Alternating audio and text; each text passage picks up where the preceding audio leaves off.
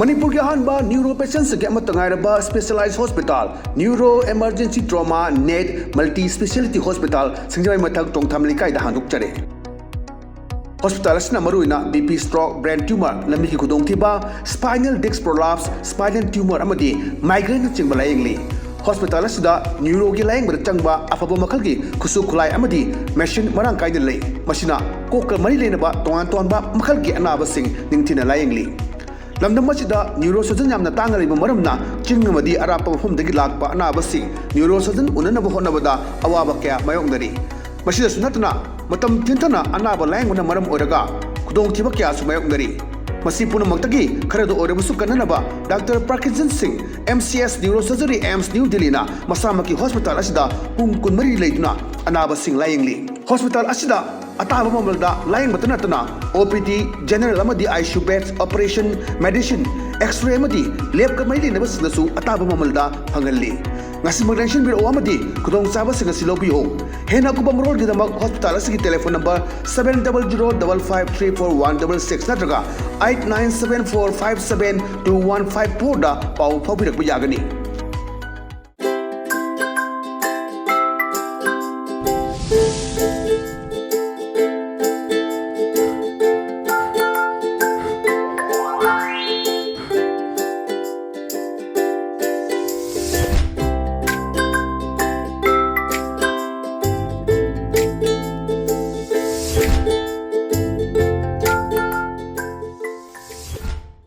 Kurumjare ELITETV ki test of cartoon mahau meng tavir bisi Muhammad Mukta Tara Mukjare Maro ngasi Imphal Pongo Pau singi cartoon singda cartoonisina kari haining liba kari fonong liba kari wakal kaling liba abdu miyam du sononga thamjage ama lokajage Sanga Express ki othok pani da asta othok pani jeng view Minister MLA ma Panji yeng balak pagi wari ni ada Panji sina haibdani Kurumjare sha assembly famling ida uiraktana ba jantra phangbi Mantra ina pambirasu laigani ningtham thada irujaba tallabasu mantra no oina luba yabasu laiyana jantra mantra je haji loina sinawa mayam se adum sinai nongmaina pandana ba du thongna ba mi nung sinawa mayama sinawa mayam su lai adaidani akoi yu jantra amta semjage saragi do sisi lai anaman advertise tokne khurumjare sar assembly phaming aido oiba mayam jawe adu oidana ba jantra phangbigani mantra ina pambirasu laigani Ningtham thada irujaba tallabasu mantra no oina luba yabasu lai hai kansa ngasagi elected hera adu di pamte paisa yendana vote ka ba yaba jantram ta piyu nangna aiba paisa pi gena noning mune dum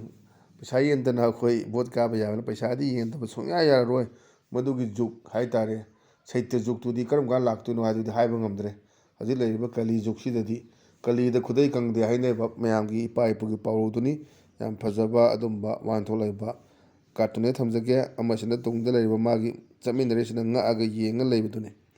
mathang leisina khoi sana leiba ki loire dana adune ba adai dang sai police ki leiba action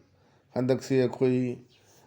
maruina khoi trong lawbi awan kai gi tawgi ba bom kapsalaktana nga ni legidaba madu matungda khoi khusaunar miyam changbada protest tawbada khoi kapthuraktana mi hum leigidaba adugi protest tawgi karigida phabagi sindu ko ulakpane da mana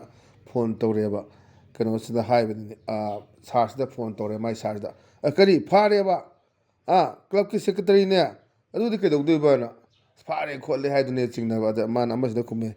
sir mi hat pa phaba ngamdrasu khongjang loidi laina phaba ngame do takpane na khongjang jangchin balgi miyam na phaba protest tawbuduna to kapthore ibadune kari manami kaptho ibano Senapati da SP da thomjandana nung thomjandana kari to matamdudi order pi da order leite na kap tabra koi tampaktana order le na kapra CRPF se hawdagi hona mogi ke haitare track record si am phabu oidaba hairang oi thongi miha legi ba volleyball ground na kapsan ba rims complex ki leiba mayam se adagi court ta madudi showdaba aduna CRPF se khara Manipur gi chana da brom tawe mogi khutta si je pharam si re aduni adeda phare ba club ki secretary ne adudi ke dawdoi ba ada amasina magi mathang tabsine khume sir mi hat pa phaba ngamdasu khongjang loidi line phaba ngame do takpane na yam nokning basu phawba aduga manungda achouba wan thoma puba adumba cartoon ne thamjage ꯃꯊꯪꯗ ꯂꯩꯔꯤꯁꯤꯅ ꯑꯩꯈꯣꯏ ꯄꯣꯛꯅꯐꯝꯒꯤ ꯕꯥꯂꯨꯍꯦ ꯑꯗꯨꯅꯦ ꯕꯥꯂꯨꯍꯦꯁꯤꯗ ꯌꯦꯡꯕꯤꯌꯨ ꯃꯌꯥꯝꯅ ꯉꯥꯡꯅꯔꯤꯕ ꯃꯌꯥꯝꯁꯦ ꯑꯗꯨ ꯇꯧꯕ ꯂꯝꯕꯤ ꯆꯠꯄ ꯌꯥꯏ ꯌꯥꯗꯦ ꯂꯝꯕꯤ ꯆꯠꯂꯤꯗꯨꯗꯤ ꯐꯨꯜ ꯁꯦꯀ꯭ꯌꯨꯔꯤꯇꯤ ꯉꯥꯛ ꯆꯠꯄꯅꯤ ꯑꯗꯨꯗꯤ ꯑꯩꯈꯣꯏ ꯅꯣꯡꯃꯗ 3ꯂꯛ ꯆꯠꯄꯤꯒꯦ ꯈꯣꯠꯄꯤꯒꯦ ꯃꯌꯥꯝ ꯉꯥꯡꯅꯔꯤ ꯃꯌꯥꯝꯁꯤꯗ ꯀꯥꯔꯇꯨꯟꯗꯁꯤꯅ ꯑꯩꯈꯣꯏ ꯁꯗꯥꯟꯗꯁꯤꯅ ꯊꯝꯃꯛꯄ ꯑꯗꯨꯝꯕ ꯃꯥꯒꯤ ꯀꯥꯔꯇꯨꯟꯅꯤ ꯑꯗ ꯃꯌꯥꯝꯁꯤꯗ ꯃꯥꯅ ꯍꯥꯏꯕꯅꯤ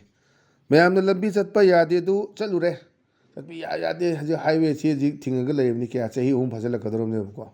ꯍꯟꯗꯛꯀꯤ May 4ꯗꯗꯤ ꯆꯍꯤ 3 ꯆꯞ ꯆꯥꯅ ꯐꯥꯗꯣꯏꯅꯤ ꯑꯗꯩꯗ ꯃꯌꯥꯝꯅ ꯂꯝꯕꯤ ꯆꯠꯄ ꯌꯥꯗꯦ ꯑꯗꯨ ꯑꯩ ꯆꯠꯂꯨꯔꯦ ꯁꯣꯝꯗꯁꯨ ꯏꯔꯥꯡ ꯐꯥꯖꯤꯟꯅꯕ ꯀꯥꯔꯐ꯭ꯌꯨ ꯊꯝꯂꯦ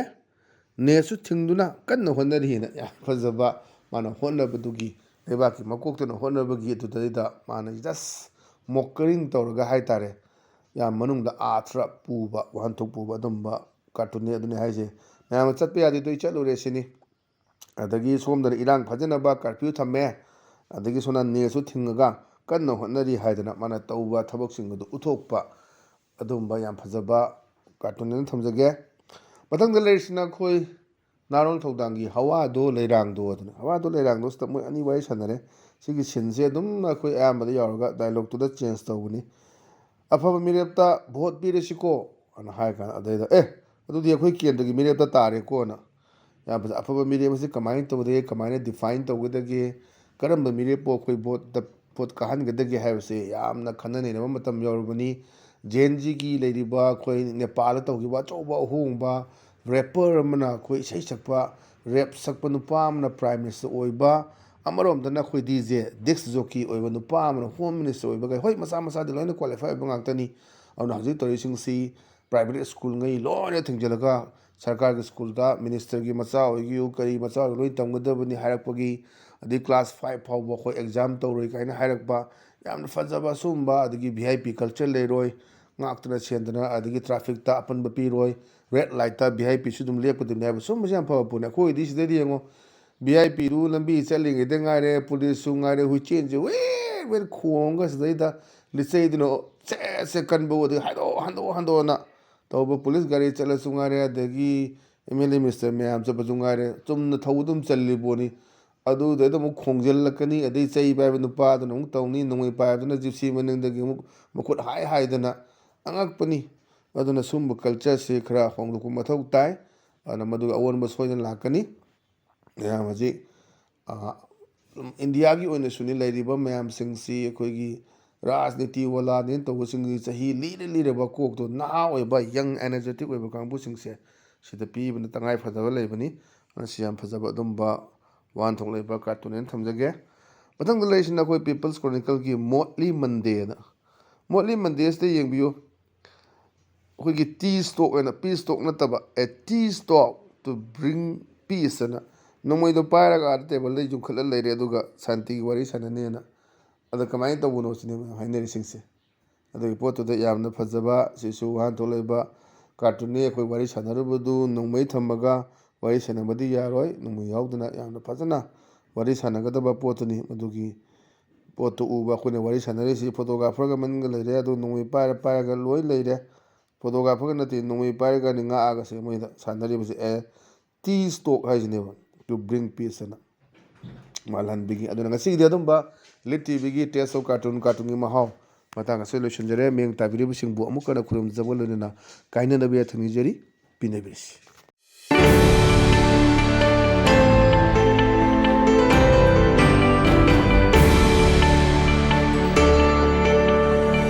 न्यूरो पेशेंट्स के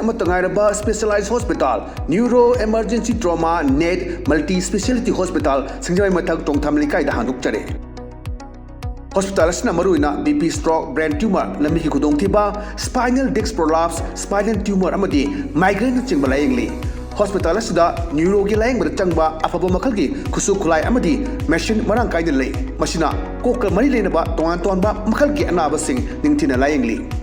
लमदम neuro surgeon यामना तांगरिबा मरमना चिंगमदी अरापा मफमदगी Lakpa अनाबसिंग neuro surgeon उननब होनबदा अवाबा कया मायोंगदरी मसिदसु नतना मतम थिंथना अनाबा लायंगना मरम ओरगा खुदोंथिबा कया सु मायोंगदरी